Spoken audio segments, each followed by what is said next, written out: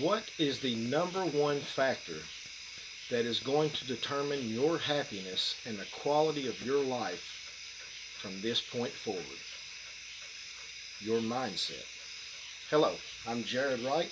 This is my companion Lola, and welcome to the Proficient Mindset.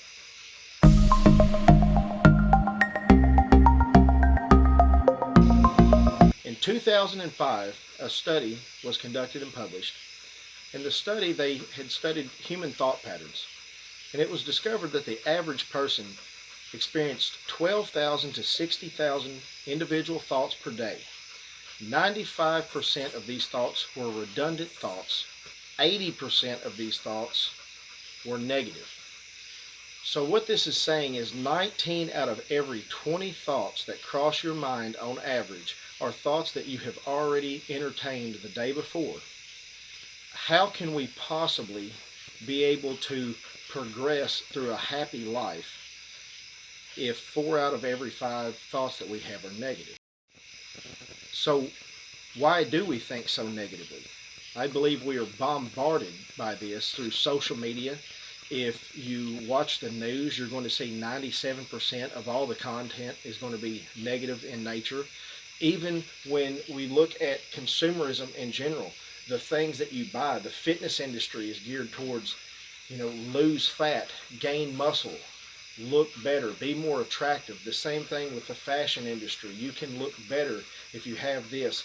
You can look better if you own this. You can be better if you own this. Everything is geared towards feeding insecurities and believing that you can spend money and get a desirable outcome that will make you a better, more desirable, more honorable person. We need to understand, first and foremost, the things that we own, the things that we buy, that does not determine in any way, shape, or form our own value and our own self-worth. Negativity itself can have such a detrimental effect, not only emotionally, but also physically, physiologically as well. Negative thinking has been proven. It will increase blood pressure. It decreases mood over extended periods of time. It actually leads to depression. It leads to increased risk of cardiovascular disease. There are many detrimental physical effects that are associated with negative thought processes. Not only that, the decrease in self-esteem and self-confidence leads to many problems with interpersonal relationships, decreases your desire to want to go out and do things, achieve new experiences, conquer new goals. So what can we do to combat this? Something that has worked for me, and I have been to both ends of the spectrum. I've had experiences that I did not know how to deal with that brought me very low, and I didn't know how to get out from that. I didn't know how to use it to make yourself a better person and also to move on with your life. Something that I think is very profound and extremely simple is simply ask yourself this question: is this helpful? Is this helpful? Whenever you're having thoughts where it is so easy to beat yourself up and just put yourself down, think to yourself, is this helpful? For example, if you're overweight, that doesn't mean you stand in front of the mirror and you tell yourself you're a fat piece of shit and that no one is going to ever be attracted to you and how you're unworthy and how you're gross and how you're disgusting. That does nothing to benefit yourself at all. That is not helpful. What you can do is you can look in the mirror, and if you're not happy with what you see, why do I look this way? Why is my health failing? What is going on? It's okay to criticize yourself and not be happy, but do it in a way where you're trying to find a solution to the problem. What can you do to change it? What can you do to bring the changes that you would like to see happening into fruition? Start out with the fact of, hey, I want to make it to the gym 3 times this week, and I want to lose 5 pounds. Not necessarily in a week, just 5 pounds period. And when you've got that goal, then you need to acknowledge it. You need to be thankful for it. You need to realize the changes that you're making. Hey, I have accomplished this. I am better than I was before. That's what we need to strive for in everything we do. How can you be better than you were before? You should think about the changing from negative thought patterns into positive as something that is a long-term, ongoing process. We have been programmed for a long period of time to not see things in a positive light. And we are not going to be able to reprogram this behavior in an instant. So, picture it if you had an aquarium, and this aquarium had fish in it, but it was full of muddy water. So you actually can't see the fish, you can't see the beautiful fish that are inside it. And you have a glass of water, or a glass rather, and each day you scoop out 1 scoop of the muddy water, you pour it out. You take fresh water, you pour 1 cup in.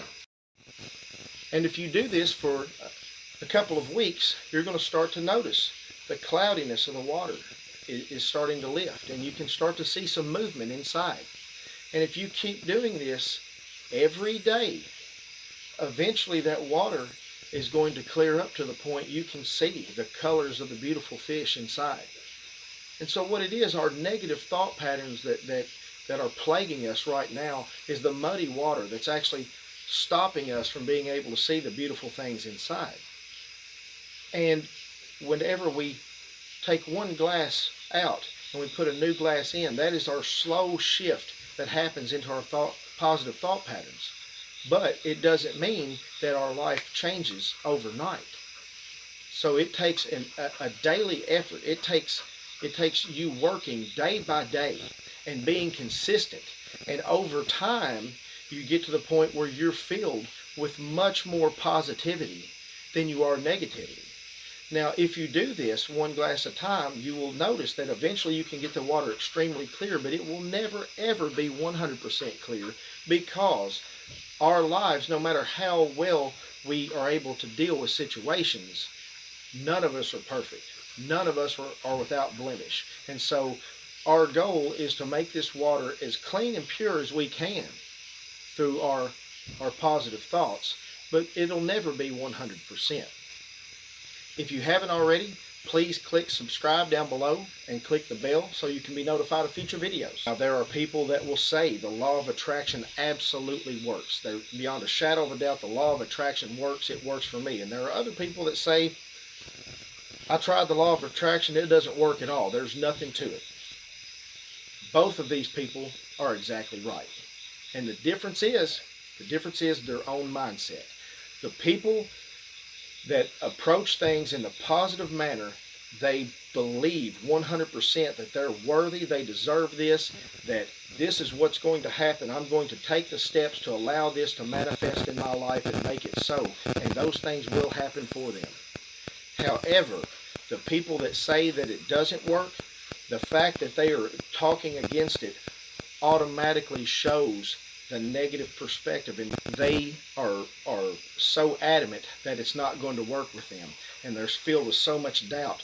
That automatically shows the negative skew they have already put on things. So even though they believe that they're trying, and they're putting forth effort, I'm sure, to try to be positive, the problem is they're still so filled with self-doubt, and that self-doubt is fed from negative thought patterns that are ingrained subconsciously that they have yet to have the consistency to overcome. So even though they are saying and they're trying to project out, and just because you try to act like you believe it, if you do not believe that you're worthy of this and that it is coming to your life, it's not going to work. Many people also use the law of attraction as believing it to be an easy way out, and that is not necessarily the case at all. Their belief is that I can just say that I want these things and I can desire these things, and then they're magically going to appear. And that sounds so great. It takes time to truly shift yourself into this perspective, and when it does, the universe and God, they don't function on our instantaneous time frame. Everything that we've been geared, we want things now, we want instant gratification. And it actually takes patience. It takes confidence and patience and effort. If you desire something, you're going to take the steps to make it possible. You're not going to sit back and expect it to fall in your lap, because you're going to have the confidence that you can achieve and you can obtain what you deserve and what you desire. So when you start taking these steps to make it happen, then the path will be shown to you and doors will open for you that will allow these things to come into fruition and actually manifest and be given to you. But it does not mean that you sit back, do absolutely nothing, and everything falls in your lap. We all have to put forth effort for the things that we want. The first step is you actually have to learn to become a positive person. You need to realize that whenever things are bad, and think of all the things in your life that are good. Think of people that do love you. Think of things that you have. I wanted to be able to to show the things that I have been able to learn myself, that have brought me from at times being rock bottom and not wanting to ever see another day on this earth, to now being to the point where I feel like I can deal with anything. I can see the good in anything. That doesn't mean I don't have bad days, and it doesn't mean there aren't times that get to me, but I have really come so far with being able to look at things in an entirely different way than I used to be able to. It took me a long time in life to really learn those things, and so I hope and I pray the things you're dealing with in your thought processes, I truly, sincerely hope that I can help you, that the things that I have learned, that you can learn them earlier in life than I did. If you have questions or comments, please leave a comment down below. I would love to have a discussion started with you. Proficient_mindset@yahoo.com. If there are any questions you would like to ask me directly, and anything you would like for me to cover in future videos. Thank you very much.